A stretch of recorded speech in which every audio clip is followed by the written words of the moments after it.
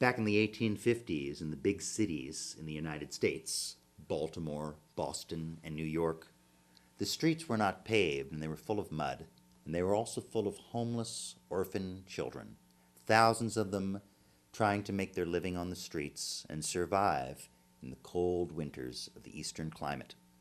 In 1850, a clergyman came down the steps of a brownstone in New York City and saw these homeless children and conceived of the idea of the Orphan Train. And for the ensuing 79 years, all those homeless kids and orphan kids and foundlings, and your kids and mine if they were in the wrong place at the wrong time, were given a bath and a Bible and put on a train and sent out to the ranchers and the farmers in the Midwest who needed more hands on the farm. Some 250,000 American children rode the Orphan Train from 1850 to 1929. Some 2 million Americans descend from those Orphan Train riders. All brothers and sisters were placed in different homes. I imagine a lot of lives were saved by the Orphan Train, and a lot of children were probably put in some very dangerous and abusive situations.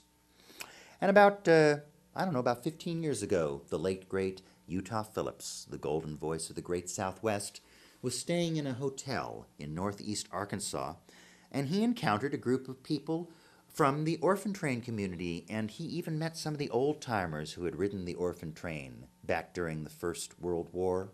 And he interviewed them, and he asked them a lot of questions, and he asked them the most important question. He said, "Is there a song about the Orphan Train?" And they said no. And he made this song for them. He didn't even copyright it. He made it a gift to all the people in the Orphan Train community, so they would have a song. Because, these folk songs are almost like books in the stacks at the library, and every now and then you come along a stack and you see a space where there's a book missing. We needed a folk song about the Orphan Train. We didn't have one, so let me sing you Mr. Phillips' song, The Orphan Train.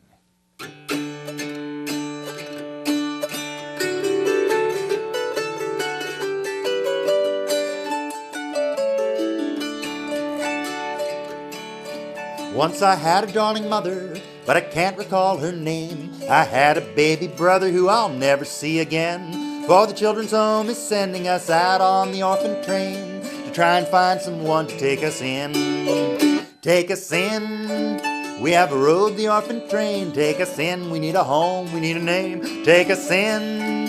Oh, won't you be our kin? We are looking for someone to take us in.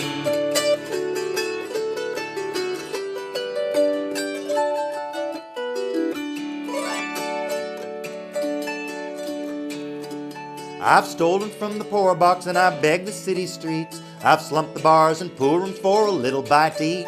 In my daddy's old green jacket with these rags upon my feet, I've been looking for someone to take me in. Take us in. We have rode the Orphan Train. Take us in. We need a home. We need a name. Take us in. Oh, won't you be our kin? We are looking for someone to take us in.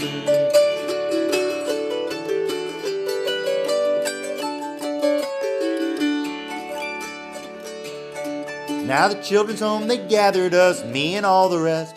They taught us to sit quietly until the food was blessed. Then they put us on that Orphan Train, sent us way out west to try and find someone to take us in. Take us in. We have rode the Orphan Train. Take us in. We need a home. We need a name. Take us in. Won't you be our kin? We are looking for someone to take us in.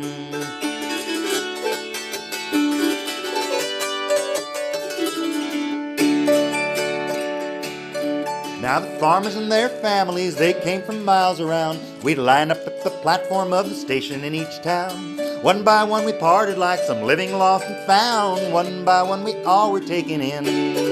Take us in. We have rode the Orphan Train. Take us in. We need a home. We need a name. Take us in. Won't you be our kin? We are looking for someone to take us in.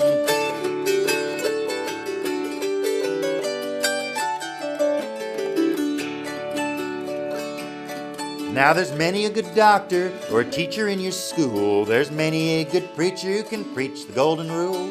Started out an orphan standing in the freezing rain, whose life began out on the Orphan Train. Take us in. We have rode the Orphan Train. Take us in. We need a home. We need a name. Take us in. Won't you be our kin? We are looking for someone to take us in.